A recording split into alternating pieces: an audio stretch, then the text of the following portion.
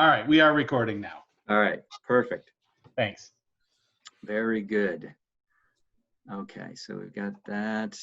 And yeah, so we just talked about new business, talked about the review, purpose of budget committee meetings, scheduled long-term planning process. And now we're just going to jump right into the narrowing of the options and talk about the administration work after May 11th meeting. So let's see, the document that we probably want to pull up is, I'm trying to pull it up myself, is the reviewed and pursued options. Is that correct, Bill? Yeah, thumbs up. All right. Yeah, that Wow, one. you are a tyrant of a host. You have disabled participant screen sharing. What? What else can I do for you, Joe? No. I didn't. Wow, I didn't know you could do that. Let's see. It's not video. Record, remove, report.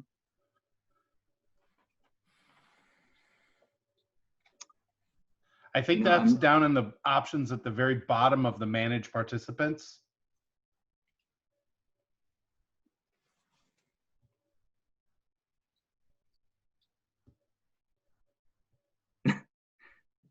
Put you in a waiting room for dinner.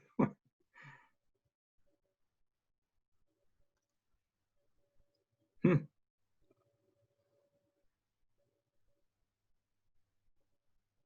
know, Joe, I'm at a loss. I don't know how, I can't see how to allow you to share. Hang on one sec. Didn't even know I could disallow you.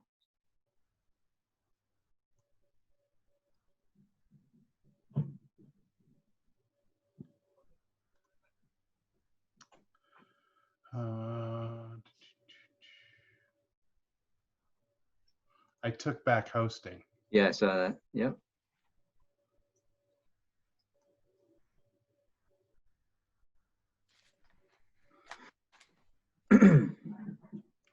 I have allowed participants to share screens.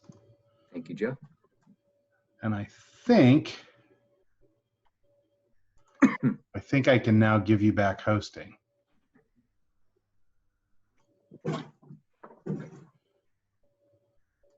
And I can share my screen. All right. So there you go. You can all see this is the pursued and reviewed option. You can see this? It's small.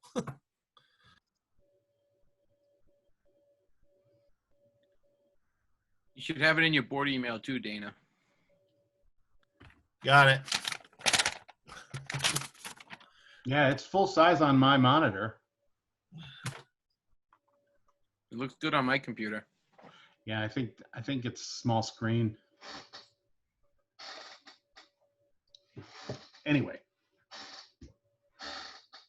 Okay. Does everybody have it up in sort of? All right, perfect. So as you can see, coming out of the meeting, there were certain options that Bill and team moved forward with. And those are in the top bucket. And so those would have been the current operations as presented, which came out to a unified tax rate of 206. Well, actually, current operations would be 212, option 1. Current tech heavy is 210. And the current in 3 locations had a range of 206 to 216. And then we had 2 new options, new building, which I think is just kind of a catch-all for the variety of different things that we could potentially do for building. There are many probably iterations of that. And then in option 11, we've got the K through 2 TES, 3 through 12 Leland and Gray.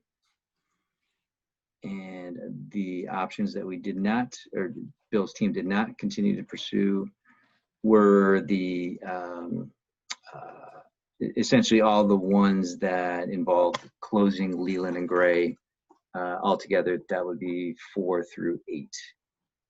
Bill, did I sum that up okay?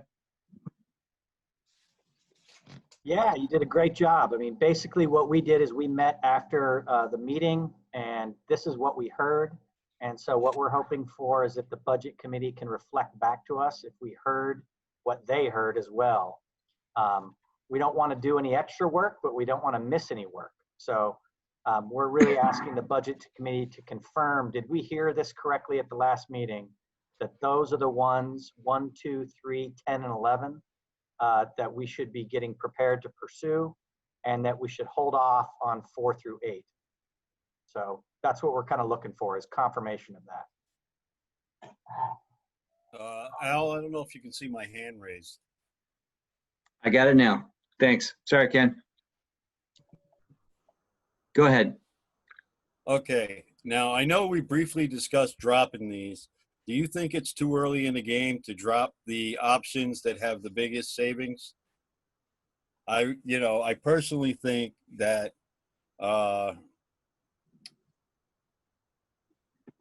actually to drop your best savings options right out the gate is kind of a waste of time.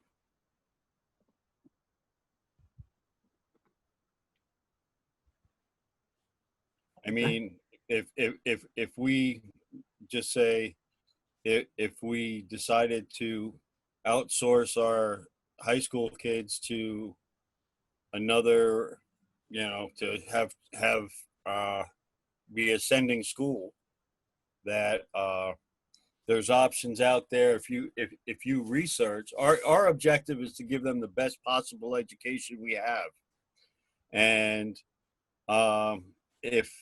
if we limit them to just saying, well, you have to stay here, pretty much it's like, okay, you're in the district, this is where you go. I was doing some research online and looking at the ranking of high schools, and around us there are high schools that rank far better than we do. So why are we penalizing our students to stay in-house when they could be out there somewhere else? That's my question. So you're questioning why we would, I'm sorry, go ahead, Bill. Well, Just a point of clarification for Ken. Ken, are you familiar with public high school choice 9 through 12? yes. Okay. Basically it says that any child can go to any school. Any public high school. Any public high school yes. Under some, constraints about size and class size and things of that nature, but Right. yes. Okay. That's all I wanted. Thank you.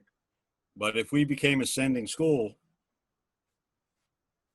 it looks like we would save a lot more money, and some of the schools around us rank much higher. That's all I'm saying. Although I will say in the last 3 years we have jumped up fairly significantly. Thanks, Ken. Mike, I see your hand. Go ahead. I was just going to say the obvious drawback to that is our students' educational opportunity declines the longer they spend on busing. Okay? So if they're on a bus for a half hour to an hour or longer each way, their educational opportunities decline. So that would be at least one reason to not send to further away.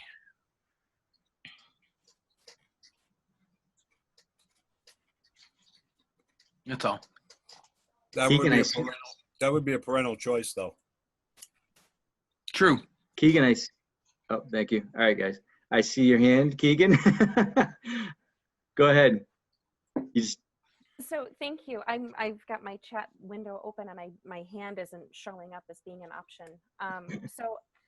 In speaking to what Ken had just brought up about those middle sections that would close Leland and Gray as going away. Based on the notes I took, that was the decision or conversation anyway that we had the last time we were together. But I'm thinking more around the lens of closing the school entirely is going to be a wicked hard sell to our community members. So I'm curious, Ken, how do you think about the closing of Leland and Gray and the disbanding of the local high school when there has been such a strong community connection to not just the building, but the athletics, the co-curriculars and all of that piece? I have no idea how you would convince voters to say, yep, do that. And I might be totally off base in asking, but where I come from, if we don't understand, we ask. So. No, Keegan, that's a great point. And I think that is probably why Bill narrowed it down, because he did feel the overwhelming sentiment of that.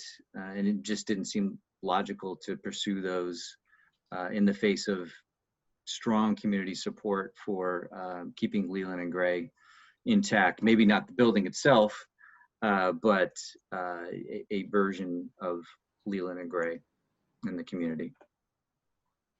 Does that sound about right, Bill? Okay. Anybody else that we haven't heard from have any thoughts or opinions? I see your hand, Joe. I was like, did you see the blue one or did you just see me waving at you? No, I saw your blue one. Okay. I was just checking. Well, and I mean, it was not a huge sampling of public, but there was quite a bit of sentiment at the first meeting that Leland and Gray was extremely valuable to the community and that we should work really hard to keep that. And choice, while some students may actually benefit from choice, there are also a lot of students who are really hurt by choice because they don't have the means or the parental support to get to the school that they want, to be able to stay at that school and participate in the extracurricular co-curricular activities. So, you know, there are some real negatives to choice as well. And I think, you know, we need to at least keep those in mind when we start talking about that. I also don't think, I mean, you know, you look at the options and we're like 206 for a tax rate, and the absolute lowest tax rate we got was $1.89. So we're talking about 16 cents as the savings. And I don't think that's a significant enough savings to, you know, to start looking at what, you know, I would call a scorched earth, you know, close everything and send all our kids out of control. But that's a personal opinion. I completely agree with you, Joe. Dana, what do you think? We gotta find a fine balance between the tax rate and keeping Leland and Gray. Jamaica's been a gold town for 30 some odd years. We've been paying taxes dearly. Hey, Dana, could you do me a favor? If you can hear me, could you stop your video? If you keep the tax rate down, or at least not have Jamaica rebel and want to go over the hill. It's going to be a tough sell if they go up to 206 to 216. I mean, it's going to be hard this year to get Jamaica residents. Yeah, you're going to. Yeah. Hear me now. Al, can you hear me? A little bit. You're kind of tinny. Sorry. Yeah, I ain't getting through.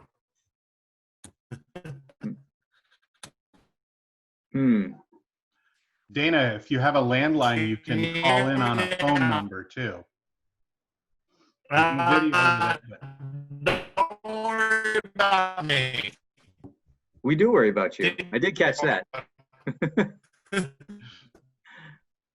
Hey, Dana, on the Zoom invite, if you want to try doing the call-in number, Yeah. that way we can have you fully engaged. I apologize. We can't hear you clearly. Go ahead, Bill.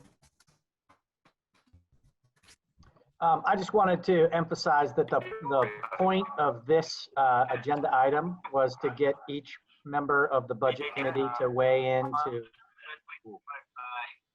He's still.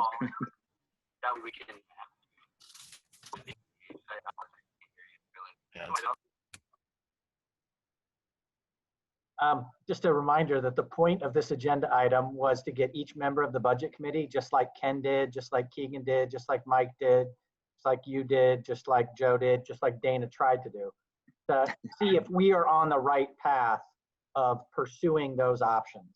And what I'm hoping is that you can come to, if you have 5 people that agree that what we have here is correct, I'd like to bring that back. I'd like to hear what Leanne has to say. And then I'd like to bring that back to the full board and just say, this, we toggled over this with the budget committee, and the budget committee had this feeling. Now we want to check it with the whole board.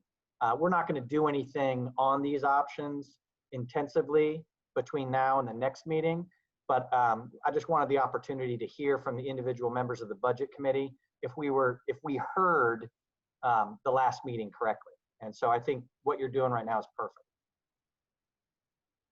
Great. Yeah, go ahead, Ken. All right, trying to unmute. Okay. I'm not saying which is a better idea. What I'm trying to say here is, first off, we have a responsibility to the taxpayers. We have a responsibility to the students, and we have a responsibility to our staff. So I'm saying that we should, if the whole board feels, oh, these would be better options, do a vote, have a vote. When you do the budget vote, maybe have, 2 different articles, one for, well, actually we have, an extra article saying, or we could go this way. This way, the voters get to weigh in because it's their choice. I keep hearing everybody say, like Joe's up at Leland and Gray all the time. Al's up by, in Townsend also. And all I'm hearing from, everybody, how it's, everything is, all you hear is favorable. All you hear is favorable. I don't always hear that. And I'm not in Townsend, I'm not up by the school. I'm down in Newfane. And, I'll be honest, I go around and ask people, what do you think of this? What do you think of that? And they tell me what they think, and I bring it back to you. That's my job. That's who I represent, the people of Newfane. I'm not saying everybody in Newfane feels one way or feels the other way. I'm just saying. Ken, I would kindly remind you, Ken, that you actually do now represent the West River. Once upon a time when we were back in our towns, yes, I represented Townsend and you represented Newfane, but we now represent the collective West River. So we have to look for the best interest of all of the students and all of the administration, all of the people within our West River. I do look out for every town, but I was voted in by the taxpayers of Newfane. Yep. If every taxpayer in Newfane hated Al Clausen, it doesn't mean that Al Clausen has to resign. But if every taxpayer hates Ken McFadden, it means Ken McFadden probably should resign. See what I'm saying? Understood. Okay. And I do see here, Mike. I responsible to all the kids. I'm not responsible to all the parents. I'm responsible to the taxpayers of Newfane Yep. and the children we educate. Gotcha. Okay, thanks, Ken. I saw a bunch of hands. I'm going to get to them. We have not heard from Leanne yet, so I apologize. I'm going to jump to Leanne next. I'm going to try this. My internet connection is about like what Dana's was, so I'm catching most of the meeting. Basically, I agree with the options that are going forward.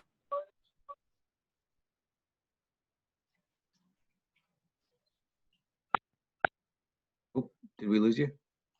Oh, was that it? You got enough. Okay. All right. Mike and then Keegan. Yeah, I was just going to say that it was basically we wanted to cut down some of the options and whittle out the ones that we didn't think we were going to actively pursue at this go around, right? So I agree, you know, with these options that we're talking about. These, I think, are what the board was talking about at that meeting. And I think it's just we don't want to waste times on options that probably aren't going to happen this year, or even in, you know, like if we're not looking at them short term or long term, like we should just discard them. That's all. Thanks, Mike. Keegan? What Mike said is what I was going to say. Just for long-term thinking, long-term processes, we know that our costs for education have been on a steady increase over the last number of years.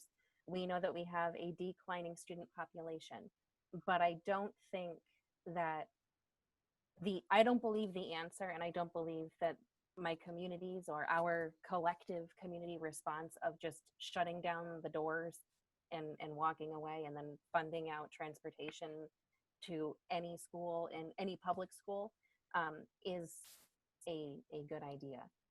So I was just going to basically say everything Mike said. So. Dana, I see your hand. You want to give it a shot again? Hi. Do you hear me now? Oh, you know what? You got echo though, so you just got to turn off the other. Mute your computer. I did. Okay, there we go. Okay. Go with the options that you've got presented. Okay. All right, Dana, thanks. Appreciate it. Does anybody else want to comment on this one way or the other, how they feel before we want to just take a straw poll? Bill, I mean, there's nothing official here, right? You'll take a number back to the full board, right? Okay. All right. Anybody else want to speak to it? I see Mike. Is that a fresh hand, Mike? Nope, that was from before. That was from before. Okay, sorry. Go ahead, Bill.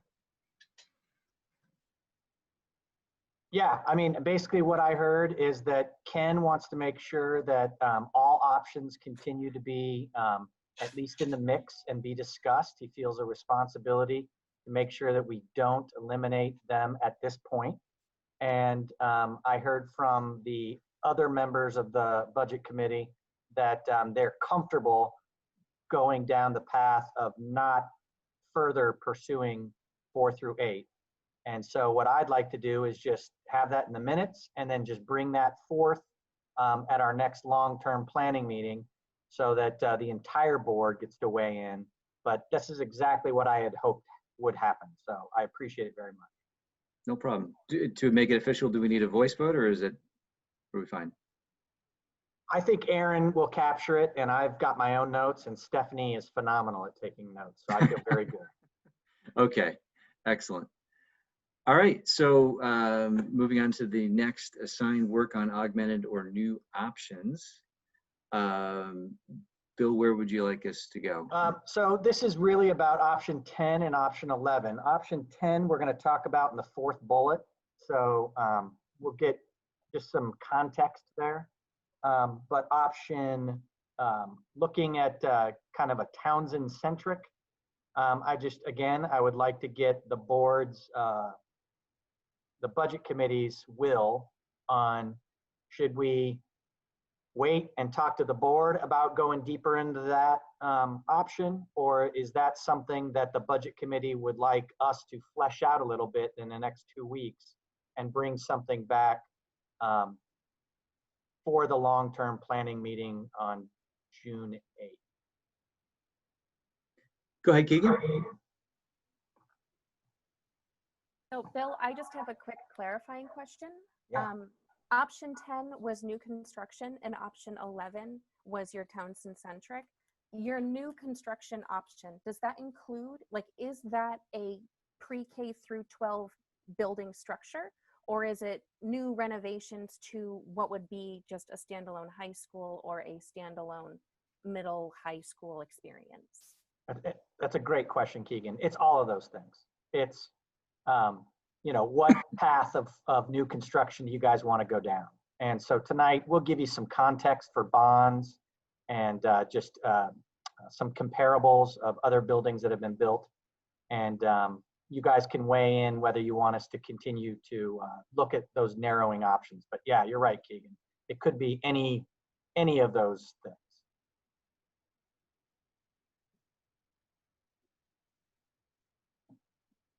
Go ahead, Ken.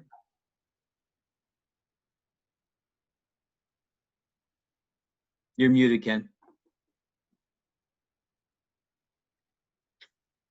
Okay, there we go. I see a price tag here for 40 million. Is what, right? Wait till we get to bullet 4. Wait till we get to bullet 4. Okay, but this is my question is, you're saying it's going to be all of these. If any building is done, you know what? I'll just wait. Go ahead. Yeah, so Bill, I think the question is, do we want you in this time period between now and July, getting ahead of myself, June 8th, to go down any of these paths to further flesh out? That's what we're trying to get at, correct? Yes, that is correct. And I just, my own opinion, I think it would be a waste of time if we didn't task with something between now and then to further flesh out some of these options. So that's just my thought on that. But we're going to get to that in the 4th bullet. Is that right? Yes. Number 11. So this is particular. I want to confirm again with the budget committee that was an option that was created at the last long-term planning meeting. And would the budget committee like us to do some work like we did on the other options, giving you an idea of what that could look like, existing structures. Now, going back to Keegan and Ken's point, not new structures, but existing structures, but in that K through 12 placement of students structure. Would the budget committee encourage us to flesh that out a little bit for the June 8th long-term planning? That's the question. Okay. Keegan? I'm sorry, I apologize. Dana was next. Sorry, missed your hand, Dana. I kind of disagree with Al. I think you need to keep 11 on the options. Oh, I didn't hear Al disagree with number 11 on the options. I'm just asking for your opinion as a budget committee member. Do you want us to flesh that out like we did in options 4 through 8? Oh, I'm sorry, Dana. Yeah, if you heard that, no, I definitely not. 10 and 11. Yeah, keep plowing ahead. Yeah, I would like to see him flesh that out. Yep. Agreed. Sorry, Keegan. Oh, that's okay. Me too. I think the more well-informed we can make our community around what our different options are, getting back to, the dollar sign here, I don't think a 16-cent decrease is significant enough to squash or is not significant enough to hold on to those pieces. But I do think that fleshing out what a Townsend centralized, pre-K 12 common location might be a good idea using your existing structures. But I'm hopeful that we are going to talk about those other reports about the conditions of those buildings, because, yeah. Okay, sorry about that. No, thank you. Appreciate it. Bill, is that a new hand? No, that was just No, thank you. sorry. I appreciate it. Got it. All right. Let's see. Can we move on to SU as driving factor of current budget issues? I believe we do have something to share on that. Yeah, so I just, going right with the word about that Keegan just used about transparency and getting out there. That was a concern. I think, Mike, you brought it up, and I think that's really important that, you have heard from citizens that the SU is considered a driving factor in the budget concerns that are happening in West River. And I think that's a very valid question. So I wanted to make sure that we were being transparent. And so I asked Lori if she could create a document of the last 4 years of the central office budget and the individual assessments to the individual districts, as well as the special education budget and all the individual districts' assessments. Those are the two dominant budgets that come out of the central office. The other one being the agency fund. That takes a whole lot more work to tease out. So we can do that eventually if necessary, but I wanted to give an opportunity for the budget committee to see the document that you have up in front of you so that when people do talk about the SU being a driving factor of the West River Education District costs, you guys have some information. And you can decide on your own what that means or doesn't mean. My job is to give you transparent numbers and facts, and then the narrative will come out of your discussion.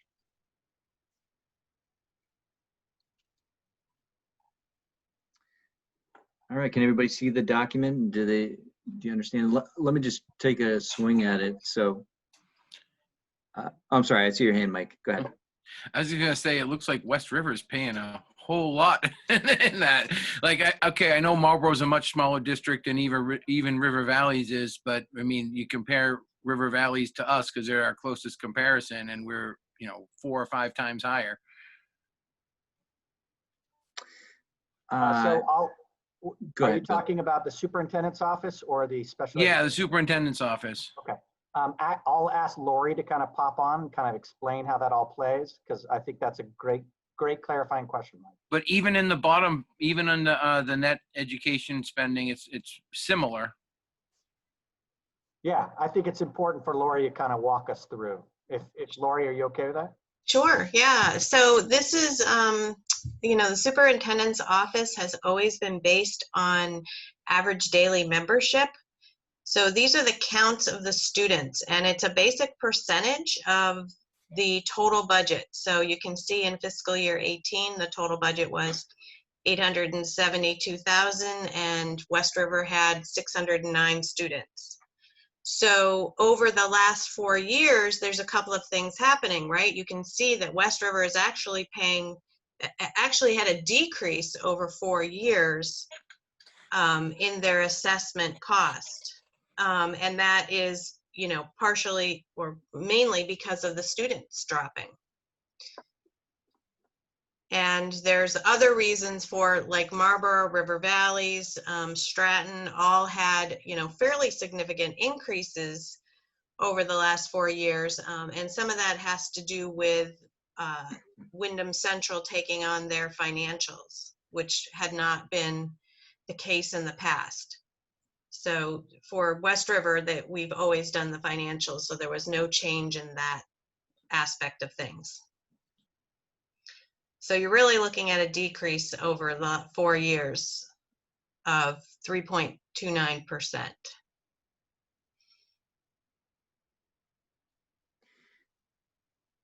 And then for special, does anybody have any questions about the super's office? Lori, just one question. So is the special education embedded in the superintendent's office budget? So we break out our 2 budgets. Not all SUs do that, but we have actually four significant budgets. We have the superintendent's office, that's basically the business office and Bill's office, and that's it. And then we have the special education, which is all special education. This is everything comes through the SU. So it's a complete picture of special education. And then we have the agency fund, which is the bill back. You know, it's an in and an out, basically. You know, we're billing it to the districts, and the districts are paying it based on what their needs are for staffing, for nurse, for shared services. And then we have the grant budget. So we do them in separate budgets. The special education one here is net of revenues. So this is after it has gone through all the formula reimbursement, and this is what the school districts owe for special education in the end. So it's a net number. And as you can see, this has obviously gone up as all special education costs have gone up from 1.7 million or almost 1.8 to 2.7 over the course of 4 years.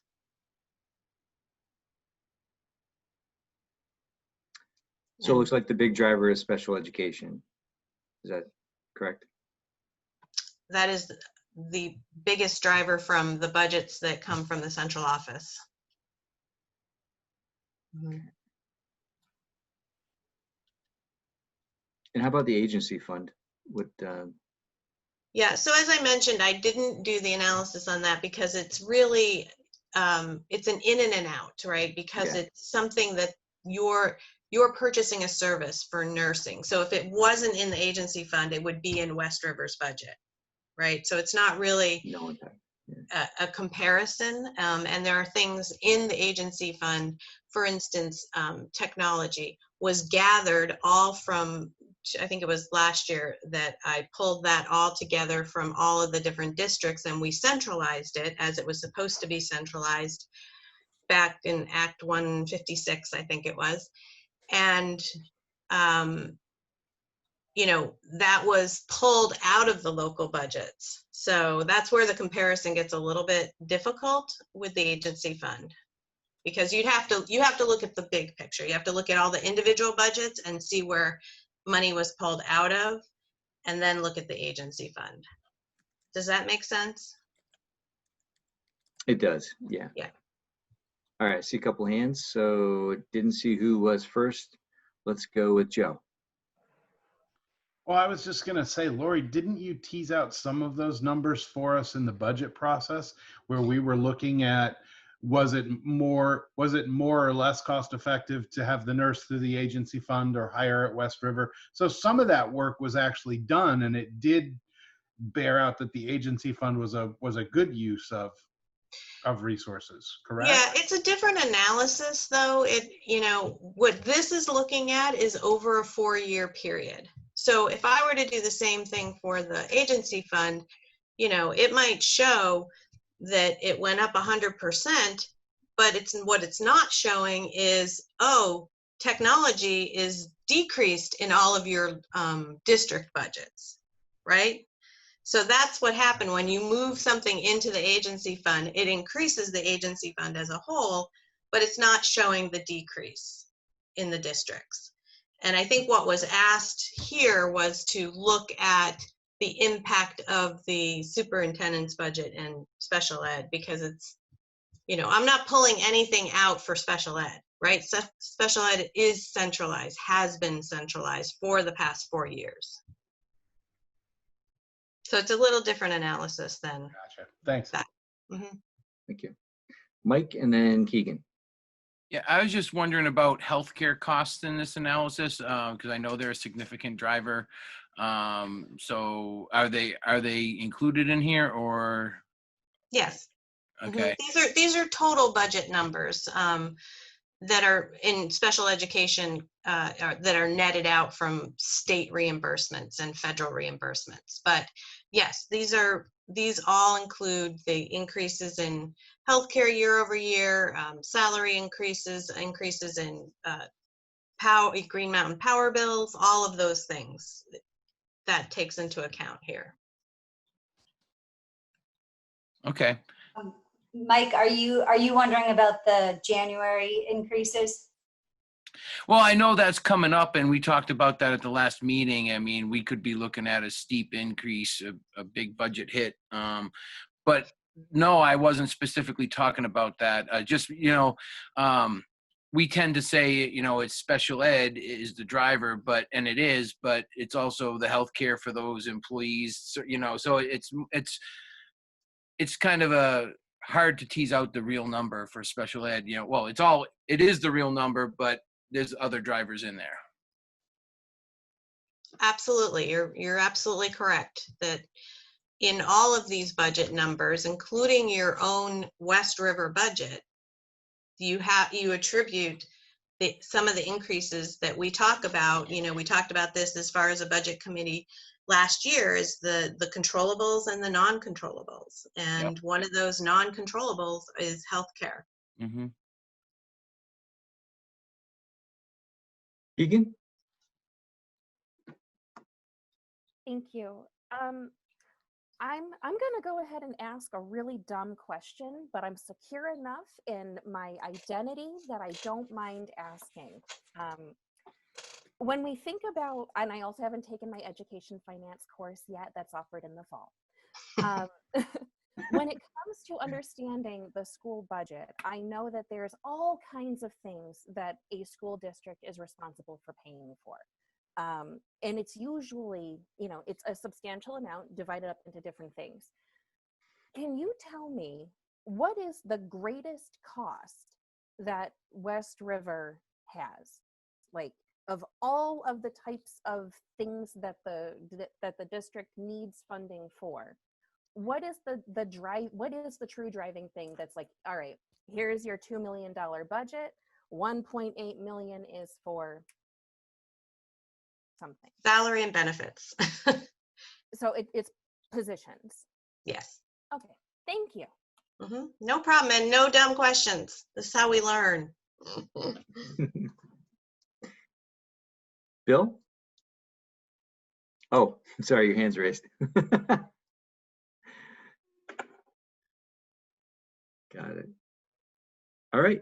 So, just in looking at this 5.92% increase in total budget over 4 years, I think most corporations would dream about that. It seems to be a pretty fair, steady increase against a slight decrease in ADM over the same period. So that's my take on that. Go ahead, Bill. So just we included 2 other documents to follow up on. I figured we'd have an oral conversation, which we did, but then a couple documents when you look at the special ed numbers. I wanted to engage our professionals, Jen and Stephanie, in kind of pre-answering, where is that rise coming from? Kind of goes back to Mike's point. And what are we doing about that? Instead of just throwing our hands up and saying it exists, what is the strategic approach? So you have 2 documents that were sent to you. They're also in their folder.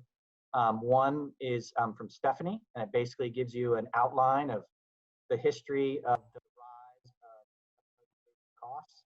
And then one is from Jen about our strategic, our Act 173 subcommittee of the WCSU from 3 years ago, really targeted some strategies from the district management group.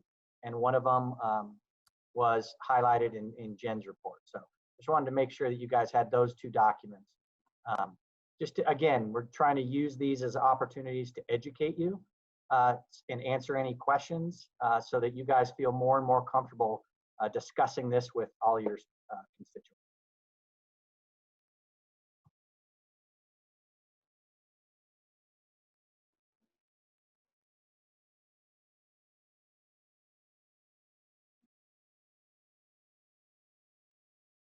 With that, did we want to have Jen and Stephanie speak to the documents?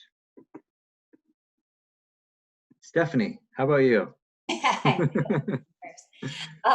So in my document, you can see from 2012 to 2019, that's when we do child count numbers.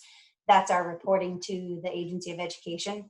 So you can see the number of students has increased by around 32 over that period of time.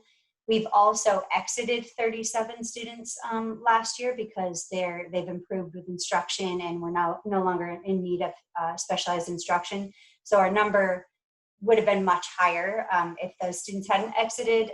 And obviously some of them have moved in and out of the supervisory union, so it's not all kudos to their instruction, but good portion. We have worked very hard to move towards the recommendations from district management group, and that is forward-thinking work that will help us for all kinds of future situations. It has also allowed us to attract more specialized people to do instruction because we're taking away some of those pieces that interfere with teaching. So procedural compliance and case management is something that pretty often leads to, I'd say, a tenth of situations end up being, or 10% end up being challenging situations that end up resulting in needing legal advice and things like that. So it's very helpful to have somebody who's a professional and who really understands procedural compliance requirements. And that also allows me to be able to pinpoint the meetings that I need to be at, but also allows me more time to communicate and connect with families when it's not just the IEP meeting and evaluation meetings. So moving toward the DMG recommendations has been one of the driving forces of cost increases, increased needs of students in therapeutic settings. And what I'm doing is working very, very hard with the Learning Collaborative and other regional special ed directors to try to see if we can do some more programmatic collaboration to reduce some of the costs. And they're high needs but low incidence students. And so we're all duplicating the same efforts. But again, I can't remember if it was Mike, I think it was Mike who said, you know, the transportation, so the length of time students need to be in vehicles can take away from their educational experience and community-based experiences. So we always have to factor that in. And if you remember a couple years ago, maybe it was 3 years ago, the major issue around transportation and discovering that we had some legal issues that our drivers were not covered by the insurance and Visbit wouldn't pick them up because they were not technically our employees and all these kinds of crazy things. So, so with that, we had to go with a different option that ended up costing more, but we've been working very hard at central office trying to do some analysis. And kudos to Chris Medina for that too. He's helping us analyze what routes might be the best to start taking over and getting some situations where we have options so that when we go back to the transportation company, we can kind of push back a little bit. So that has been very helpful. So I believe that is the bulk of it. But I will say I'm going to tattletale on Bill. He always makes us do only one page. So I just want you to know there's probably more things I could add, but I try to keep it to one page. Thank you, Stephanie. That was great. Keegan, did you have a question for Stephanie? Go ahead. So Stephanie, this is great data. Thank you for pulling this together and limiting it to one page. Bravo. The question I have is more along the lenses of, I know that I have students who are going to be on an IEP of some sort until they turn 21. I have had students that are incredibly high needs and need that therapeutic or alternative setting to access their best learning environment. Do these numbers that reflect number of active IEP students, is that pre-K through 12 or is it pre-K through 21? This is, so it's pre-K through 21. So it's our current active number of students. Okay. They're actively on IEPs or early childhood special ed plans. Okay. would I be able to ask how many of those 210 active IEP students are within a pre-K through 12 structure, or is that one of those? Instead of pre-K through 22, Right. the number would be so low for the 12th grade and up that it would end up being like a low cell count, which would be a challenge to answer without legally compromising identity. So, but I can tell you that the population of students who have the most intensive needs is 1 to 2%. Thank you.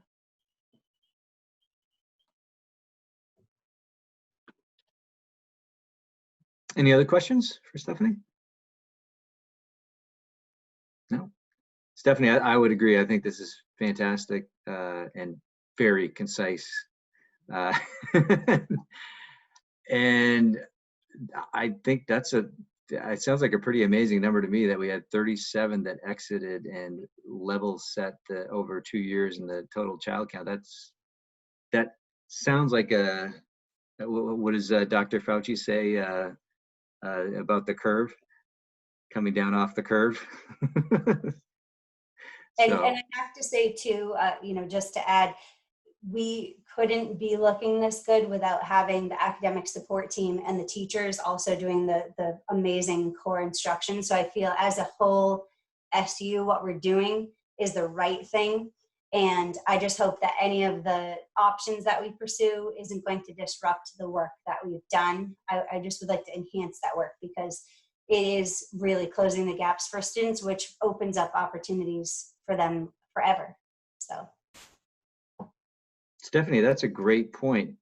Of these options, are there any that you feel that would be disruptive or less? At this point, no, but I think that it would be great for us to really think about the opportunities for students, and that includes the opportunities for specialization of staff.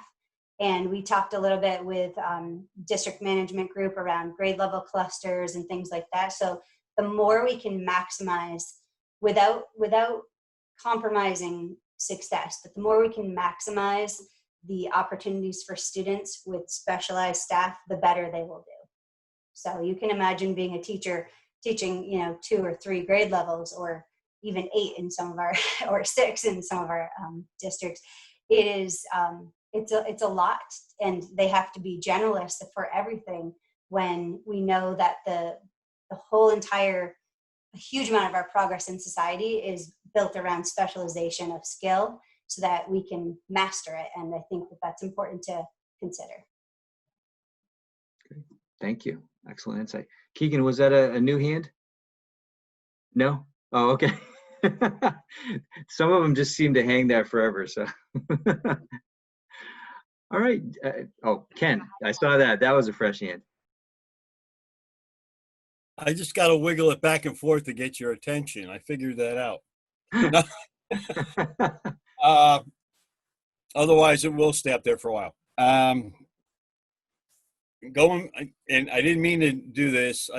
It's like I understand how the special ed budget works and everything else, and what the costs are and all that. But I'm going to go back to the original question, because I did have my hand up there, but before Stephanie was speaking, but I didn't want to interrupt her. She was on a roll. Anyway, going back to the SU costs, I think what people are looking for when they're looking for the SU costs is we can't say that we now have like, for example, 3 speech and language people that are going out doing services, because that varies student per student. But as far as how many FTE, what we need to know is, or I think what I would need to know is, how many FTEs does Bill's office have compared to, say, 4 years ago, 5 years ago? Because and I know they're doing outsourcing on some things, and if there was a person there doing it and it's now being outsourced, what is the cost of that outsourced project or what's the word I'm looking for?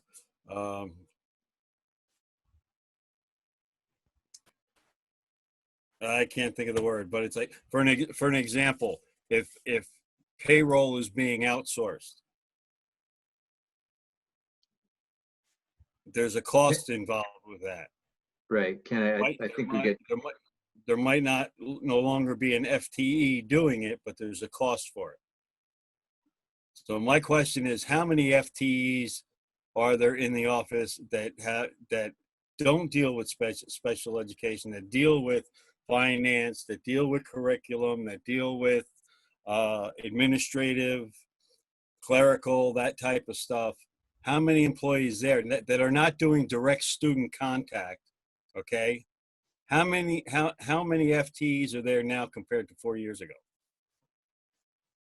Ken, I'll hand it over to Lori, but I'm just a little confused. Are you trying to separate between operations versus direct instruction? Operations, yeah, and then direct instruction, because you're always going to have, you're obviously going to have an increase in staff. If you have 5 times as many kids that need speech and language, you're going to have more speech and language people. You're going to have, if you have OT, PT, an increase, you're going to have more FTEs, but those are direct services. What day-to-day services, how many FTEs does the SU have compared to, say, 4 years ago? Do you need total number of FTEs or a breakout by department? Trying to understand what you're... Well, which would be easier for the whole committee to understand, for the whole board to understand. If we have the same amount of, let's just say in payroll, we have the same amount of people that we had 5 years ago, and we are now outsourcing 40% of the billing or 30% of payroll or whatever. Do we have the same amount of people in the office? Do we have less people in the office? How much is the outsourcing cost costing us? Is it saving us money or is it additional money? Got it. Okay, I think we got it. Go ahead, Lori. I just am asking a clarifying question to Ken about what he means by outsourcing. Like you're talking about if we had a payroll company doing payroll, is that what you're talking about? Right. Okay.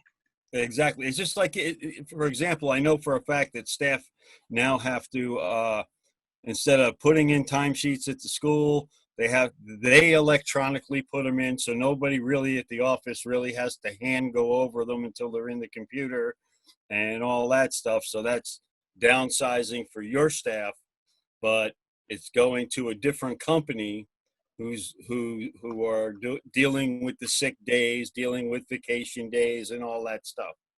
Can I just clarify? Can I set the record straight? We don't outsource any of our payroll, and we don't outsource any of our timesheets. Are still handwritten. So that's one thing I would like to change for the future for efficiencies. But we don't. At our office, we don't, and we did look into it though, as Al can attest to, actually. And many payroll places, and it's why you won't find it pretty much throughout the whole state in at SUs or SDs, because it's so complicated with master agreements and with negotiations and that type of thing. You will find most payroll throughout the state is done in-house because of that factor. So I'm just trying to clarify what you mean by outsourcing, because we don't outsource anything right now. Basically. How do teachers put in their time now? You're saying they still fill payroll out time? Yeah, payroll time. They get paid. Or support staff, because the other ones are contracted to a certain amount a year anyway, and that doesn't change whether they're in or out. Well, Stephanie can tell you, because she needs to sign all the timesheets, that they are all done on paper timesheets. Right now they are. Mm-hmm. When somebody puts in for a sick day, they used to have to fill out a piece of paper and bring it in, the support staff. Now they just do it online. Correct? And then somebody from our office has to deal with it. Yes, same as they would have the piece of paper. But I see what you're saying. I understand what you're saying, but we don't have it. It's all in-house, but there's less legwork for your office because it's all computerized now. Well, I think we could go down this path, a long conversation with this path. I personally disagree. We have actually, in some cases, there's more work, but I understand what you're talking about. I hear what you're saying, and that's what you're looking for. Yeah. Okay. It sounds like it's Lori there- would love to have some of those efficiencies.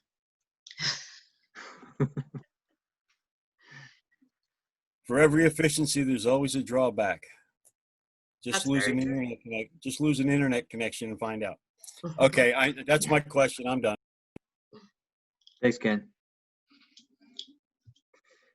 All right. Now, warming up and moving to Jen. Hey there. Can you hear me? Perfect. Okay.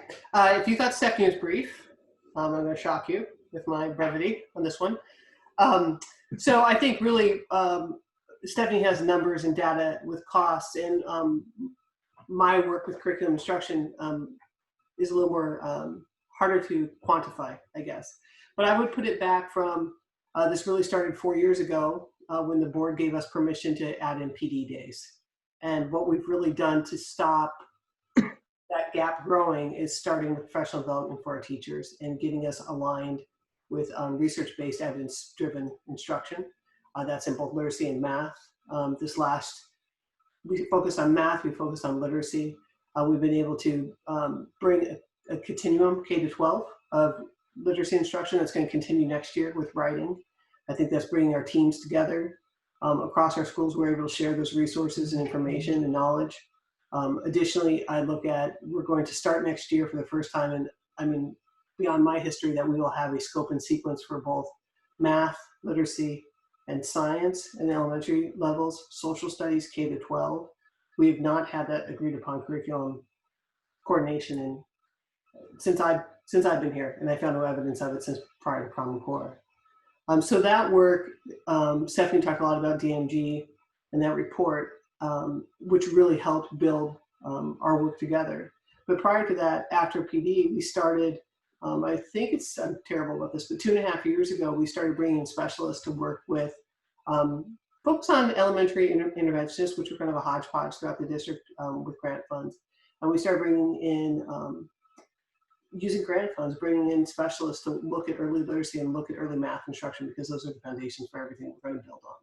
And so working through that kind of vein and that structure, we ended up developing an academic support team for the district. So for the SU, thinking about this group of 5.6 FTEs that are paid for through grant funds, special ed, and local funds, they are highly skilled. Of the 6, they include 2 reading specialists. They're highly skilled. They're using evidence-based programs. They're leading teachers in the core curriculum and in data analysis. So we're looking at not just some of the data like the SBAC and kind of wondering what we did, but taking these 3 times a year, these pieces of assessment and really targeting instruction for these students. And I am seeing one of the many sadnesses of going on remote learning is that we don't get to see the end result of a year of this work. But I laid it out here for you of what is happening with the academic support team.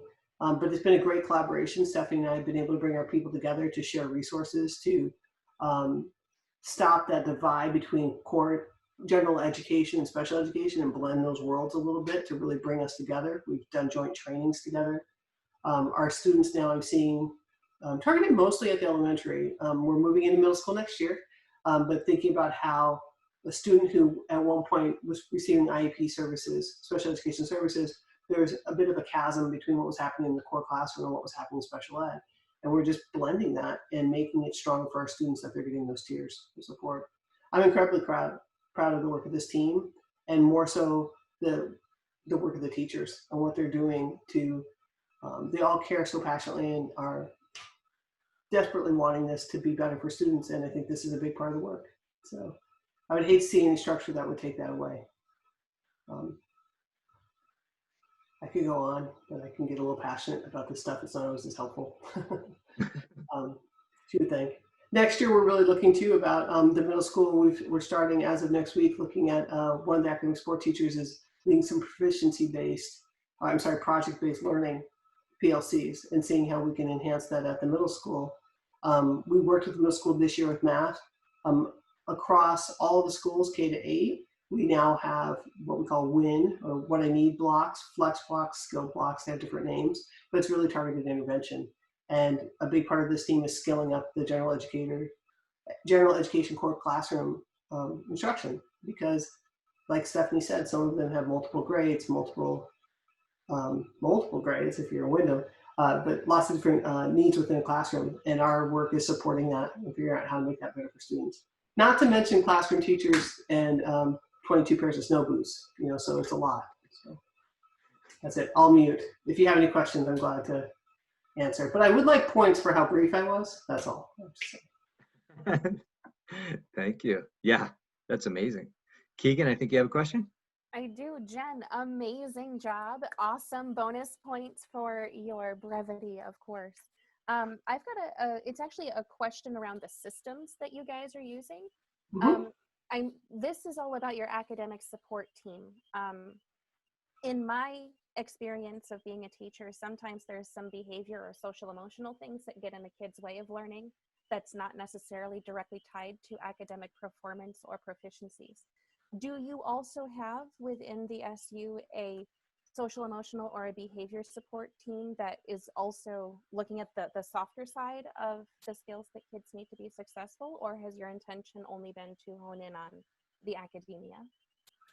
Great question, Keegan. So our LCAS is actually based around MTSS system for academics. It's very clear about supports about how we address academic needs. The social emotional piece is not into in that, but it hasn't been fully developed. That's actually the work, well, Stephanie and I will work on this together, but is our major work for this summer and rolling that out. I also serve as your PBIS coordinator for our 3, now going to be 4 schools. So at the 4 schools that are using PBIS, we do have a tiered system of intervention for social emotional learning. Additionally, I am helping the district with a reentry plan, which is Sarah Kiefer is really leading the work with a group of teachers to look at how we are going to help our kids reenter school next year based from a social emotional learning perspective. But that really ties around our work with the Trauma Catalyst group and how that's going to be helping our students, not just in the reentry, but all the pieces.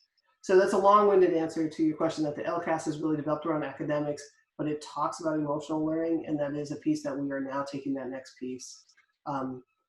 3 years ago, we didn't have an LCAS. We just started an assessment and started using data. 2 years ago, we created an LCAS that was basic, and now that has developed into something that talks about MTSS and how we build instruction around a student need, and that's going to build again and add to SEL. I think we're on. Stephanie, feel free to weigh in. I can't see you, but I'm sure you're here. I was going to just add in that we did hire for special education a behavior specialist, because when we were looking at our outside contracted people, it was well over $60,000 that we were spending on, say, a handful of students for functional behavior assessments and behavior support plans and things like that. And they would, fly in, do their gig, send us the paperwork, and then they'd be out again. But really, there's a holistic approach that needs to happen. It's like a pedagogical shift that has to happen. So in hiring someone in-house, what that allowed was that person her name's Beth Merrill this year. She is very knowledgeable about each school's cultures and the communities and the students' needs, and is able to adjust according to that and make suggestions for me for staffing at times. Like if it seems like there's a temporary need for support or executive functioning skill that needs to be taught, she makes recommendations and gives me good evidence for it, but is also able to do all of those, the $60,000 worth of services that we had been sending out. So that has been super helpful, and she and the paraeducators who work under us in the behavior support rooms and thinking feeling rooms and things like that have been able to address behaviors prior to them becoming what we would call fires. They'll see patterns of behavior. They'll identify, oh, it's happening often at recess. Let's target recess with a plan for the whole school. Or let's target, the cafeteria. Let's have teachers eat with the kids. Those kinds of things that don't always cost extra money, but really do make a huge difference. So we have built that in, and the leadership team has been working on, as Jen said, multi-tiered system of supports with academics and social, emotional, and behavioral challenges. That's amazing. Bravo. Way to go. Great. Thanks. Any other questions for our experts here? No? All right. Well, let's move on to one last thing, Al. I'm really sorry. Oh, sorry. I promise I'll be quiet after this.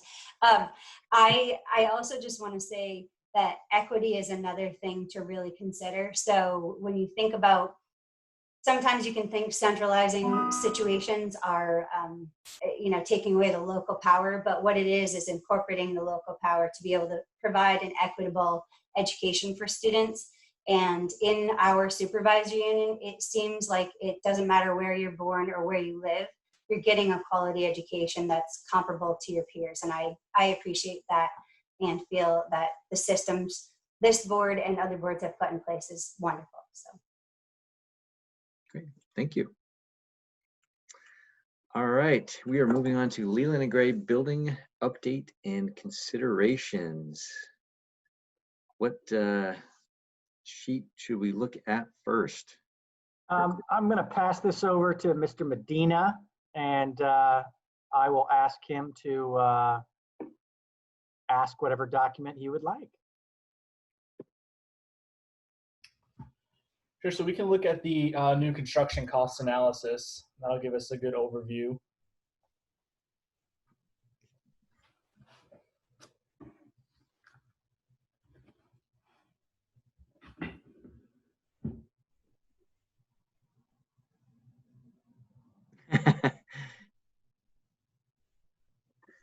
It's only 15 documents, Joe. It's just how slow my Excel wants to open. There you go. So in this document, I just wanted to give a couple different aspects as we look at what the future of the district might be. So number one is just an overview of what our current school sizes are as far as square footage goes.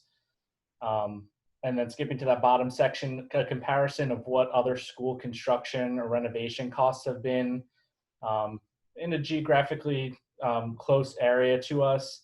And that'll give us an overview on what their renovation sizes were, what their structure was looking like. I also wanted to capture kind of the number of students they have relative to the size of their renovations and renovation costs, and then breaking that down to a rough cost per square footage. And then as we look at what our options are going to be, we can take what our existing, school sizes are, put a national average on our cost per square footage for construction costs, and see what a bond amount might be. Now, take into consideration there are a lot of variables that come into play with building a new school based on what we want to offer, what programs we want to have, so that can really change the cost quite a bit, but I wanted to get us in the ballpark of what we might be looking like for costs on a bond. So just an average based on two options. One is a 6-12, which is essentially would be rebuilding Leland and Gray in its current form. And then the other one was if we wanted to look at doing a 3-12 school, obviously taking into consideration the additional students and increasing that square footage size. And then the bond amount we used as a sample here was a $40 million bond, just so we could see what our average annual cost is, principal versus interest on the amortization of that.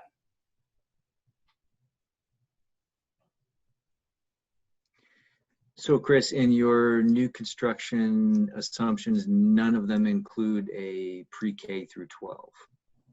They do not. Pre-K through 2 is expected to be elsewhere.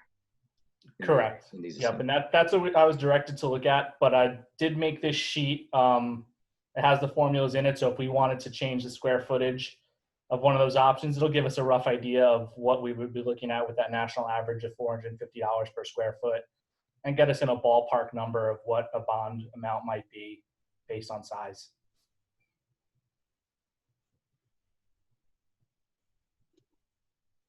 Great. Oh, I see Mike. Go ahead. Yeah, I just want to say I think this might almost be a bridge too far for this year. We don't know what's going to happen with the fallout from COVID-19. Also, to stimulate the economy, there could be state and federal incentives that get rolled out later, you know, to aid in school construction, that if we run ahead, we don't have access to those. And there could also be new requirements for, I don't know, HVAC systems or things like that. Like if we built something now, we could find out we have to modify it right after we build it because it's not sized right. And $50 million scares the hell out of me. So, I mean, I went through the reports that Chris sent over today. And I mean, if we look up, you know, all of those say that, you know, most of our buildings are in average conditions. They all need some maintenance. Some of them are in fair to average condition. But just the total of what was recommended in those reports was about $2.5 million. And that's a whole lot less than 50. So, Mike, good. I'm sorry, go ahead. No, that's it. I was going to say good points, but I'm sure that Lori could kind of explain. Yeah, it is. You're right. It's a big, scary number. But with how it would play out in terms of taxes, perhaps, Lori, if you could speak to that a little bit in terms of the offsetting revenues and what would it mean for the overall tax rate? So I haven't done any of those calculations yet, just waiting to kind of see which way we're headed. But, you know, obviously you're going to drop $2 million on your $12 million budget by adding this. I mean, there might be some savings in some building costs, you know, along the way, but not a significant amount. But I think, Al, what you're getting at is what this does to the penalty. And that's where when you have a bond, it has to be an approved, state-approved project, which I'm sure this would be. You can count your principal and interest to lower. It's part of those exclusions that I talk about when I'm talking about the tax rate. So it would become an exclusion and it would basically wipe out the penalty. It would not lower it, you know, it only lowers it to the threshold. It doesn't continue to lower your cost per student, but it would definitely wipe out the penalty. So there would be some savings there. You know, in our next round, I can look at, you know, what that savings would be. The cost of $2 million on top of your budget as is right now, there would not be enough savings to offset that in getting rid of the penalty. But it does play into that. And certainly if there were construction loans, I mean, construction aid, the state, I think at one time there was aid of 50% or something like that. You know, that would definitely be a different conversation than this one. Because even 50% of a bond would get rid of your penalty. So. Keegan, and then back to you, Mike, unless somebody else wants to jump in. Lori, this is just a numbers question. I'm a history kind of person, so numbers are, you know, the larger the more intimidating. But what I think I heard you say is to just do the recommended maintenance and upkeep on the buildings that were described as being average or with normal wear and tear, they need this much money. That would actually cost us in reality. We're paying more for a $2 million fix than what a $50 million bond would cost us with a brand new building that's likely more efficient. Is that right? Like $2 million to repair existing really costs more because of the threshold and the cost to educate over, you know, the cost allotted for each student. That's still more than if we had a $50 million brand new building that would cost less. Is that right? No, what I was talking about, the $2 million that you would just drop onto your $12 million is the, if you look at column G on this, that's the $2 million, the annual cost of what a $40 million bond would cost the district. So that's 30 years of $2 million a year. Okay, that's what a brand new building would cost. And correct me if I'm wrong, Chris, but that would be a pre-K through 12 building, we'll say. Is that true or not? That would depend on the size of the building and what we wanted to offer based on that size. For those two options, one, you know, from a 6 through 12 was around 36 million just based on square footage. A 3 through 12 was 49.5. Again, I just want to put something sort of in the middle just to get us a ballpark of what we would be in the range for. But again, it could all depend on what we wanted to offer in a new building. Right, thanks. So the $2 million to repair all of the different buildings would be a $2 million bond. It would probably be, you know, a couple $100,000 a year for the next 20, 30 years. Does that make more sense? I'm just going to nod because I think I just need to think about what you said. Okay. Yeah, and just to piggyback off of that number, that was from our capital needs assessments for the West River District schools. And then in the next phase of our structural engineering assessment, there will be an additional cost to essentially shore up the building for Leland and Gray in its current form. So the next phase, once they do their additional testing, they're going to give us some cost estimates of what that will cost, and that'll give us a better idea of where we're going to be at regarding finances. And it's probably fair to say that in a $2.5 million Band-Aid or whatever it ends up being is not going to extend the life of the buildings per se. You know, a brand new building would last you another 50 years, couple generations, right? Correct. And yeah, part of their assessment, they're also going to give us that useful life of what we can extend to the building. But yeah, the capital needs assessment, a lot of the costs in there were deferred maintenance. So carpets, flooring that wasn't replaced, carpets, tiles, ceiling tiles, updating bathrooms and fixtures, you know, asphalt, paving, you know, a lot of those costs that just over the years just have not been budgeted for because we just didn't have the money to do them. So after time, you know, we get the snowball effect and it just keeps piling on top of each other to where we are today.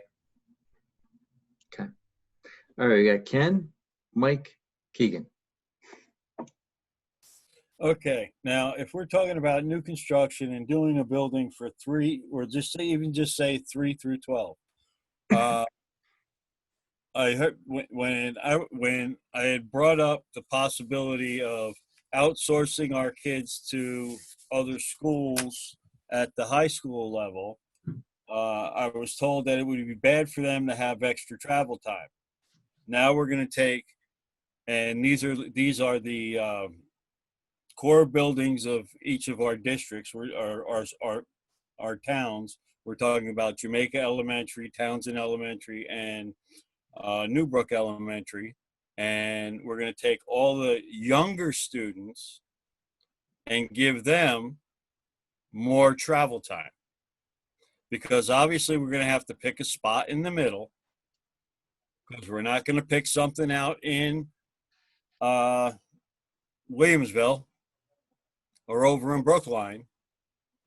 We're going to want it centralized, right?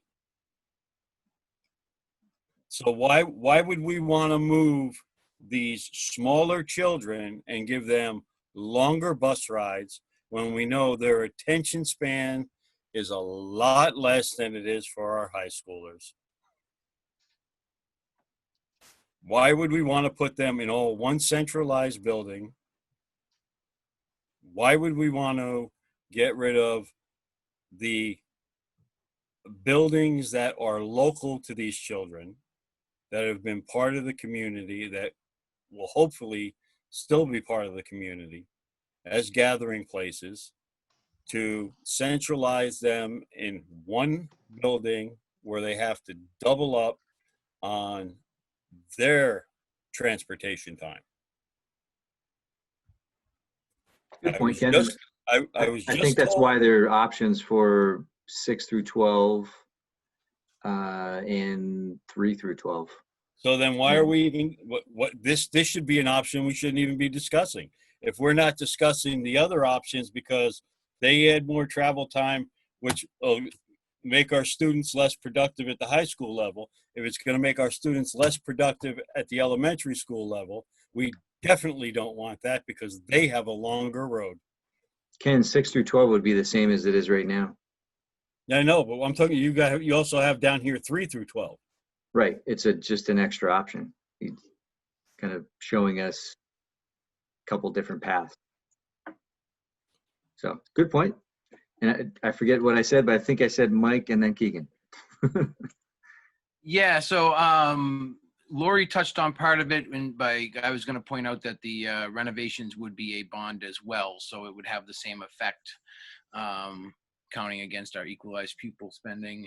But also, I just have to say, I've heard this several times on the board that, Leland Gray is 50, 60 years old and we need to replace it. But, my understanding is large institutional buildings, you might have to renovate them every 50 years and bring them up to new standards, but it doesn't mean they necessarily have to be replaced. I mean, how old is Townsend Elementary? It's over 200 years old, right?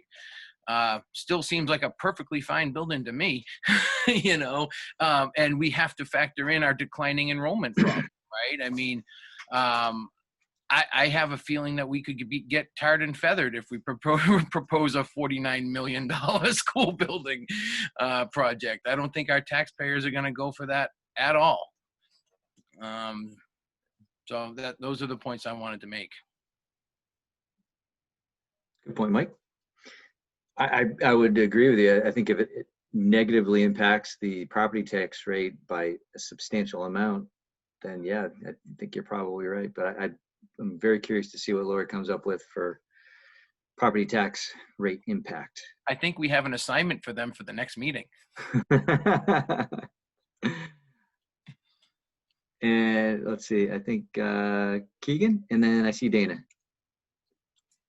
So it sounds to me like the discussions that are happening are couched in a couple of different ways. On the one hand, we are concerned about our property taxes going up. Another thing that we're worried about is the amount of time that kids spend on a school bus and a $2 million Band-Aid to go on to a building. The report about Leland and Gray has a lot of concerns for me.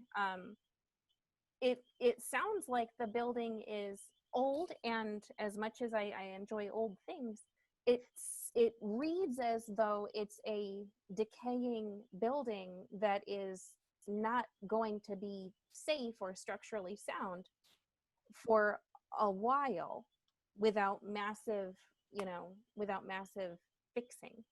So is our central, is the goal of this conversation just to look at all the different ways we can spend money that we don't want to spend, or is it to identify what are like the things that we're not willing to bend on? Is it the property tax that scares most people, like the fear of it being too much?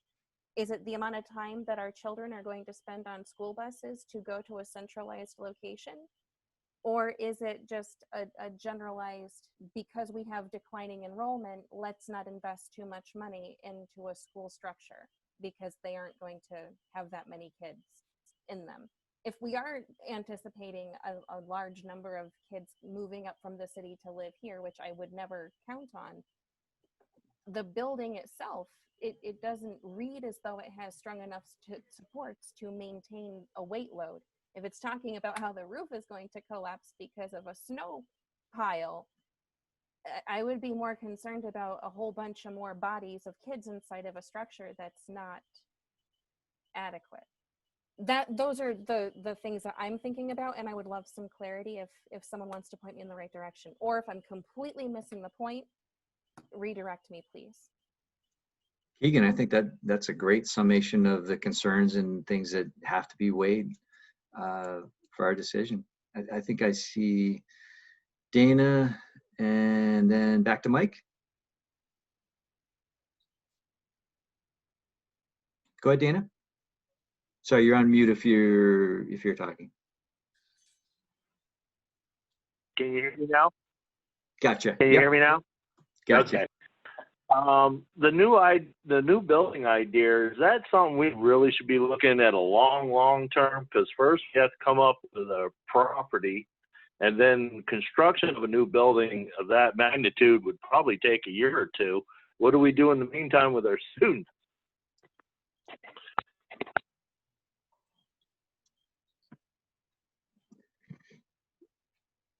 Good consideration. Back to you, Mike.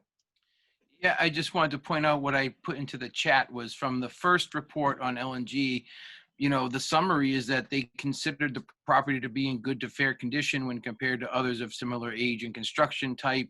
While there is work to do, most of it's maintenance related and thus is common for most buildings. And I would add to that we've already done a heating system. So we have gone down that road a little bit. You know, we have some challenges, right? We know we have declining enrollment. We know we want to have a safe spot for our kids to go and get their education. So I just, and with the potential for significant revenue shortfalls due to COVID-19, I'm skeptical that we'd be coming up with anything that the voters would approve in short order. And it's a more like Dana said, it's a longer term proposition. That's all. Great. Okay, thanks, Mike. I'm going to move to Joe, but before I do that, I just wanted to say, at least capture, I think, what I'm hearing as the major concerns or things we want to look into so far: safety, transportation, whether it's property tax friendly, and certainly whether the community would be interested in it. Go ahead, Joe. Thanks, Al. I was going to ask, the documents that Chris sent this afternoon are the initial capital needs assessments that were done. You haven't sent the second report that the engineers did to the entire board yet, have you? I did include the initial site assessment that was done, and that was the kickoff to their next phase that does some more in-depth testing. Okay, but that one doesn't have that one doesn't monetize the work, right? Correct. There's no monetary assignment to any of that work yet. It's more of an overview of what they discovered during their first walkthrough, pictures and a summary of what their opinion is. Yep. The next phase. Okay. I thought there was one where they were starting to talk about what the cost would be too, but I didn't know if that had been released yet. No, there hasn't yet. That we're hoping in the next couple of weeks we can get them back up here. They're from Connecticut, so they have their own restrictions with the COVID-19. Right. We're hoping to get them up there before we have students back in the building so they can do the rest of their testing. Okay, thanks. The other thing is, anything you put on chat is not part of the public meeting. It does not get captured in any way. You should really speak. Thanks, Joe. Sorry, Al. No. Thank you. Go ahead, Keegan. So in speaking to what was over in the chat, the document that I was referring to, and thank you, Joe, for reminding me that chat questions don't really count. Where I was referring to the condition of Leland and Gray, that was in the document addressed to Mr. McGrath from Fuss and O'Neill. And that had like a series of breakdowns of all of the different, like the building columns, the different structures, the roof, the tile, the floor, the slanting. Am I looking at a different document than everybody else at this point? No, Go ahead, that would Chris. be the correct document. Okay. And then included in that, there was also the capital needs assessments also, which were done in 2017 as well. Okay. So there should have been 5 documents in total that were sent out today with between 2 different emails. Okay. So all right, I got you. Thank you. Yeah, so Chris, back to Keegan's point, the one that was addressed to Ed McGrath, that was February of this year versus the previous one that does have numbers attached to it. That's from 2017, I believe. So the probably the wording of the 2021 is probably more accurate, correct? After 3 years. Correct. Yeah, there has been some decline in the structural integrity of the building during that time from what I was hearing from Ed during our walkthroughs. But with that being said, the first report was a capital needs assessment, which is a little bit different than the structural assessment that's being done now. The one we're doing now is more in-depth look at particular areas of the building that are of concern related primarily to the structural integrity. So it's a more in-depth analysis of the structural components of the building rather than some of the cosmetic or deferred maintenance items. All right. Were there any other documents to look at? Or is that it? Okay. Go ahead, Mike. I just wanted to point out that even the Fuss and O'Neill report does say that it is at least in fair condition and we're not in any danger of structural failure. I definitely just read that somewhere. Based on our observation and review of the available and subsequent building addition construction drawings, we believe the building is generally in fair condition and not in immediate danger of failure. However, there are significant deficiencies to structural elements that will require further investigation, testing, and corrective action. That's all. Thanks, Mike. All right. Bill, is there anything that we need to agree upon or some direction that we need to give to the full board on this? No, basically you guys have filtered back that we are going to package basically the information we gave you here, plus the stuff Chris sent in email.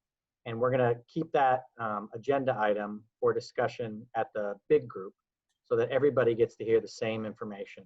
We just wanted to make sure with you guys that we are on the right path, and we wanted to hear your questions so that we could prepare for when we have the long-term planning meeting with the full board, and we expect, 20, 30, 40 people in the public, that we're prepared for that. So no, you guys asked the questions we needed to hear, and we know what documents we're gonna need to prepare for our next meeting with the full board. Great. I guess I have one question. So if this is one of the areas that we want to focus on, that we kind of decided earlier on, will there be any investigation into land that is available? I'm just going to say that I've been doing a little searching around, and just past Riverbend, on the left, there's the Onion Flats, and then also there is another huge field beyond that. If you go a little further down Ellen Ware, that is huge. I don't know the actual square footage, but it seemed to be about a half-mile long. Don't know if it's for sale, but anyway, wasn't sure if that was on Chris's radar. I have not directed Chris to do that work. If the budget committee would like us to do that prior to June 8th, we could take a shot at that. That's what these meetings are for. I don't know what anybody else thinks, but I can't hurt to at least see what's out there, what's available. Go, Joe. No, I agree, Al. I mean, it doesn't hurt to look at this kind of stuff. I also think that, most of what we've been talking about is new construction, and the bond amounts are really large. Does that change? And have we looked at, does that change if we start talking about a remodel job? I mean, what if we just take the existing structure in the place it is, where it's pretty central and we already have 6 to 12 there, and we, gut it and redo it and make it, more efficient and structurally sound? And is that, I mean, I don't even know if that's a realistic possibility. Can it happen? Does it make sense to happen? Is it more expensive to do that than to just knock it flat and build something new? I mean, all of that. But that's, most of this seemed to be focused on new construction and the cost per square foot, and is renovation an option, and is it a more cost-effective option? And at that point, we can bring in the Townsend Elementary building as well. It's across the street, and then we have two buildings. It's kind of like a campus separated by the common. And again, we can do some remodeling there maybe too, and that might give us all the capacity we need. Just curious. So that work, I don't think we can do before June 8th. No. But, Why not?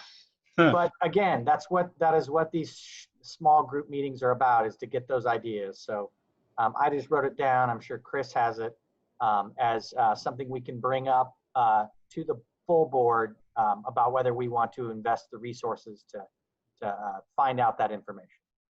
I'm happy to bring that back up at the June 8th meeting. Thanks. Go ahead, Ken. And then Dana. Okay, with all this talk about even looking for properties, are there going to be any school closures with all this new construction going on? Or are you just going to look for a piece of property that is just 6 through 12 for a 6 through 12 structure? Or are you looking for property that will handle 3 through 6, which if you have a 3 or a 3 through 12 structure, if you look for something like that, you're looking at somewhere down the line, you're going to have to close a school. So if you're going to close a school, this is my question, which we've gone over this before, is we have to get authorization from the town to close that school. And as far as Leland and Gray goes, we don't even know how to divvy that property up if it did close. So back to square one, don't you think those answers should be found out first before you start looking for property?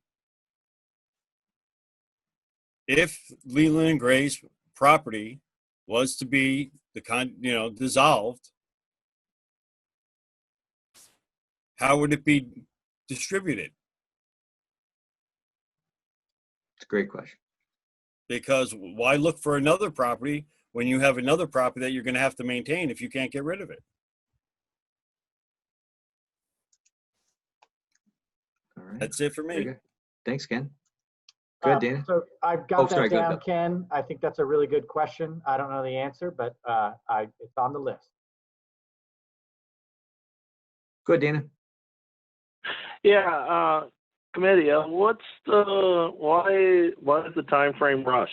I mean, are we in dire need to have everything done by June 8th? I'm just curious. No, we are not in a super rush. Absolutely not. We're just trying to respond to your questions and continue to be transparent. But all these questions that are brought up are things that the board's going to wrestle with the next 4 months. So nothing is off the table till you guys tell us to stop, and nothing is on the table until you guys tell us to investigate. I'm just trying to piece together what kind of information can we give back to the board on June 8th. It's going to look very similar to the stuff that you guys have in front of you now, plus some extra things that you have pointed out that you think would be valuable for the entire board to discuss. Okay, I'm like with Ken, I agree. There's a lot of questions. A lot of things and questions we don't know about, and we need to ask. I just don't want to rush things and we miss something. So we're good. Totally agree, Dana. I think this has been great, and I think Phil would agree. Ken, keep asking the hard questions. Dana, Mike, Keegan, everybody, and there are no dumb questions. So just keep them coming. It would be much better if we are able to at least think about these in this setting than to be in front of a group of community members and, you know, fleshing or presenting something and have not thought of something or answered something thoroughly. This is a better setting for that. Go ahead, Keegan, and then Dana, did you have your hand up again? No, I'm good. Okay, go ahead, Keegan. So if the end goal is to use this committee time to talk about ideas and to hash things out and to come to like a common understanding of what we're discussing, and also being mindful of our community members and our voters and trying to pass a budget and all this other stuff, would it be possible to not do like a study committee or something, but at least survey the voters before they vote on a budget? Like what is the community's non-negotiables? Would that be a thing that we could do? Like, what's important to you? Low taxes, updated buildings, or short transportation for your kids? And kind of have like a ranking order, because I know what my values are, and I know what the values are of the people that are the 13 folks that are here. But how would we gauge that? Or is that something that we're just supposed to inherently know that I don't know yet? It's a great question. I see Bill writing it down. Yeah, no, that's fantastic. If the board wants to, you know, create a survey that they want to find out the values of the community and have some things on there that they think will assist you all in getting to the point where you have, you know, a path that you want for the future, hey, we're here to work for you. So I think that's a great thing I'll put it on the agenda for June 8th to talk about gauging the public value, you know, where does it all fall and how that could look. I'd appreciate that. Thank you. Thanks, Keegan. Go ahead, Joe. I just wanted to say that you know, getting the answers to those questions is why this process is taking 4 months, and then has another 2 months of, you know, the board going out into the communities to say, we've studied this for 3 or 4 months with your input. You've been invited to all these meetings. We've held extra meetings, all of this. And we've tried to come up with what we think, based on all the input we've had, is the best option. And here it is. And this is what we think. And this is what it would entail. And then we're still going to get more feedback. Whether or not we end up going forward or end up realizing that, you know, the best option isn't going to work for everybody at the end of that 2 months, you know, I'm hoping we end up finding a way forward. But, you know, that's why this process is as long as it is, because we're going to get that feedback and you know, invite people to come and have this discussion. And I almost would rather, and we'll talk about this at the board meeting, but I would rather have the dialogue than just send out email surveys and get back answers, because then you're trying to interpret what somebody meant and you don't really know. And it's it feels more productive to me to get the community to come into this conversation rather than to, you know, send out email surveys. But we can talk about that at the board meeting. But I think we're trying to do what you're asking about. Thanks, Joe. Yeah, this has all been very, very thoughtful discussion. Really appreciate it. And did anybody have anything else? Speaking of surveys, I was going to move on to surveys, but if there's anything else, go ahead. Let's get it on the table. Nope. All right, moving on. Draft surveys for parents and students to review. So I'll tee up Stephanie on this. I asked Stephanie to create a draft survey based on your meeting on May 11th. You guys had some strong suggestions from the public that the board seemed interested in, of asking current students, former students, parents and guardians. This is all particular to Leland and Gray. So Stephanie, in her comprehensive professional manner, really did a bang up job of what it could look like. And so we just wanted to run it by you guys. And of course, we'll run it by the board on June 8th as well. Were we reading the tea leaves correctly when we heard from the community that they encouraged the board to ask students and parents these types of questions? Is this a path you want to go down? So Stephanie did an outstanding job to get you there, and that's really what we're asking you. You know, did you hear the same thing at the last meeting from the community about surveying parents and students and past students? Or are we off? And if we are on, are these the types of questions you would like asked? Stephanie, I'll start. I thought it was amazing. I mean, incredibly detailed. Maybe should have kept it to one page, but no, I'm just kidding. No, it was awesome. What I envisioned was, as soon as you select what type of user you are, so what type of participant, there were questions that would relate to you or not, and based on your answers, it would keep filtering through. So that was my husband's a computer programmer kind of idea. So Very nice. That was great. Anybody else?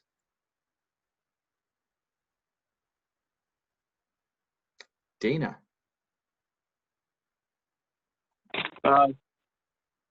Stephanie, I love the survey idea and some of the questions. I was just curious, is this something we could redirect to the elementary schools too? yeah, I think it's possible to tailor it. This was not meant to be fully comprehensive, but I was trying to read what you guys felt were important pieces, and I did some research on choice towns and different public and private schools, questions that they asked for entrance and exit. So I think you could certainly turn this into a survey that goes out to elementary as well. As with any survey, and any time you're asking somebody to spend on a task, the more relevant to them, the more honed in the questions are, the more information you get that provides you a pathway. So I would just want to make sure you guys kind of consider that in how you develop the survey questions and all of that. And again, this is not all of the things that I pulled up from the internet and did research on, but it was what I felt was a nice umbrella offering. Yeah, I thought it was very good. Some of the questions didn't really pertain to me. Like if I was receiving this survey for me and my family, some of them didn't really pertain to me. But others did, and I thought it was a good way of getting feedback from the public and the people we serve, just another form of feedback, and I thought it was very good. So kudos. Thank you, Dana. And also just say again, there are certain questions that if you said no to or NA or things like that, you wouldn't be asked some of those other questions, but I felt they all needed to be on there so that you could see the broad range. So I agree. All right. Go ahead, Ken. Okay, so while I look at these possible participants, we still have a majority of, or not, maybe it's not a majority, but but there is a certain amount of residents that do pay taxes that do have should have a voice in this survey that wouldn't be. If you just send it out through the schools, it should get sent out to the mailing list, one per household, to the whole mailing list of all 4 towns.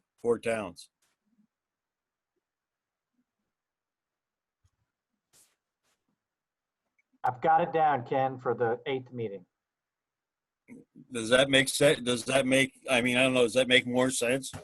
Would you want 1 per household, 2 per household? You know, it depends on, you know, you can't just say it's, you know, if you do parents, do both parents fill out the survey? Does one parent fill out the survey? Because it seems to me like you have a captive audience here when you should have one, you know, send one out to every household on the voter registration. Also, the one household could have a current student, a graduated student, a person who did school, not school choice, but took their kid out and did parentally placed, and parents. So that's kind of something to consider, which does make surveys difficult, but just a consideration.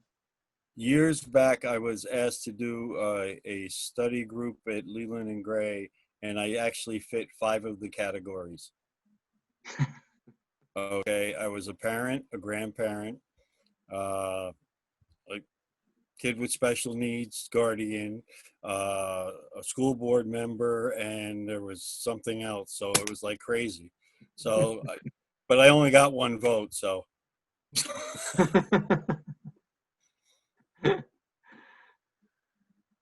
So just, I just want clarity on it. Are we going to make sure that it's, you know, equally distributed throughout to everybody, not just, you know, just the school families? Thank you. Thanks, Ken. All right, anything else on the survey? All right, moving on to family and consumer science assets. Oh, I'm sorry, Joe, go ahead. Am I at the bottom of your list now?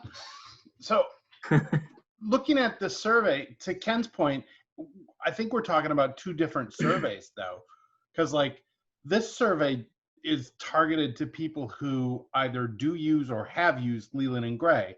If I'm a taxpayer, but I don't have children in Leland and Gray, and I'm not a parent in Leland and Gray, and I moved here and I didn't graduate from Leland and Gray, then none of these questions pertain to me. I don't have an opinion or an answer or any knowledge firsthand, anything. I mean, I think there's maybe a second survey, but this talks about, you know, why would you send your kid to Leland and Gray? This had to do with whether or not people were choosing to use our school, not about general feeling in the community about value of the school or cost of the school or anything else. This is specific to you know, people who are participating or have participated somehow in Leland and Gray. And if you haven't, then there's a separate survey that asks you different questions, perhaps, I think.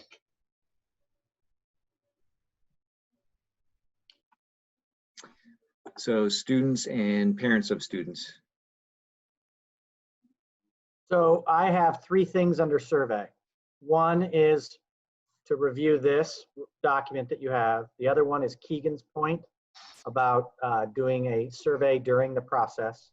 And then I have Ken's point about and it doesn't have to be particular to this survey, but the idea of making sure that all households in the members of West River are surveyed on what we are talking about. It may not be these particular questions. It may lean more towards what Keegan was talking about, but I've still got it down for us to discuss on June.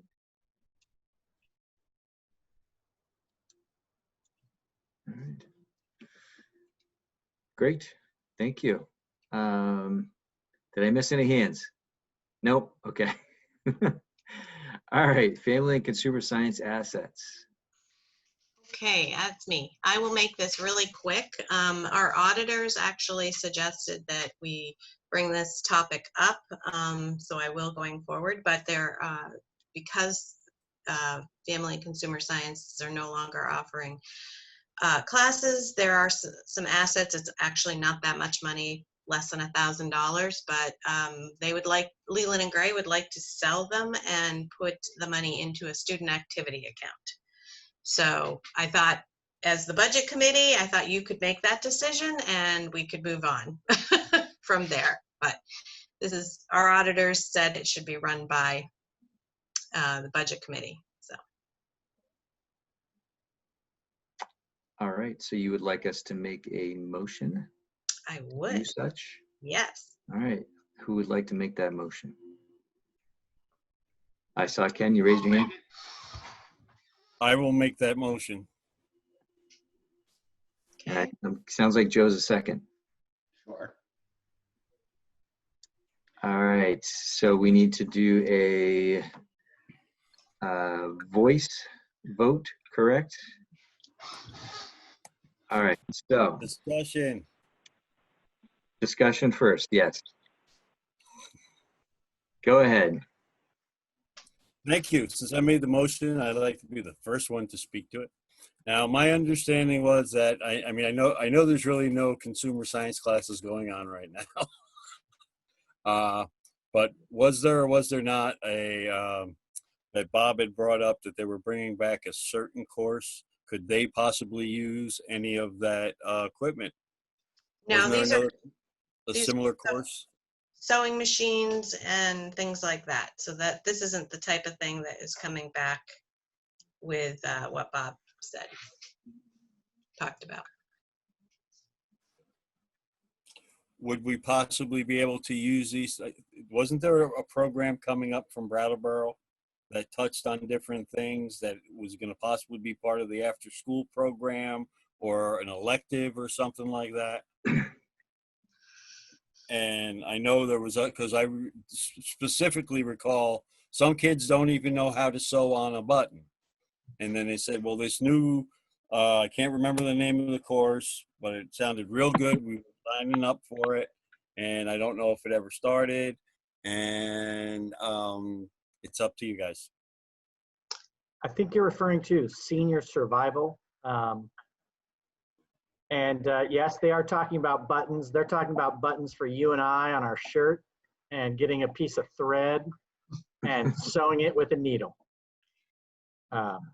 Bill, you're talking to a guy who knows how to darn his socks. All right, man, I'm proud of you. Nice. All right, any other discussion before we take a vote? All right, so I will go through the Zoom room. Joe, how say you? Aye. Ken, how say you? Aye. Keegan, Aye. how say you? Got it. Aye. Keegan. Aye. Dana, how say you? Aye. Mike, how say you? Aye. And did we lose? Leanne wasn't feeling good. Oh, okay. Got it. Okay. Thank Sounds like you. we have unanimous. Thanks. Perfect. All right, and that is it. Now we're moving on to tasks for administration prior to June 8th long-term planning meeting. I know you got a lengthy list. Go ahead, Bill. All right, so here's what I got. So first, you guys should be very comfortable when you see the next agenda for June 8th, because it's going to look exactly like what you just got. You guys just help us flesh it all out. And so the point of all this was to go through what we just did. And then when we discuss these things on June 8th, you are all so well educated that you're bringing really articulate points and thoughts, and you're assisting the public in understanding the tough challenges in front of us. So thank you very much. All right, here's what I got. We're going to flesh out option 11 so that you can see an example like 4 through 8 look. We're going to add FTEs to the central office document where we had the central office and we had the special ed. We are going to look at the new construction bonds and mock that out against an option so you can see how a borrowing of money plays on through to a tax rate so that you guys can see what an exclusion looks like and how that plays. So we'll mock one out. And we're also going to see if we can look at some costs for refurbishing or renovation options. We're going to talk about Ken's point about what happens if Leland and Gray were to close. That was just a question that you wanted to have out there because there's ripple effects of all those things. We had the community non-negotiable survey that Keegan talked about. So I'm going to put that in there so we can have that discussion. We have the survey being expanded to elementary schools, came from Dana, talking about the one that we did for Leland and Gray. And then Ken's point about survey being expanded to all households in all towns. What kind of questions would be asked on that? How would that be accomplished? That's what I have for our list between now and June. Great. Thanks, Bill. All right, one thing to do. Motion to adjourn. Mike, you got it? I hear a second. Second, thank you all. Good work. Sorry for asking the hard questions, but somebody's got to say them. Absolutely. No, appreciate it. Do I need a voice vote for the adjournment? Either No, that or everybody I'm hangs good. up. Just click the end meeting button. Take care, everyone. See you guys.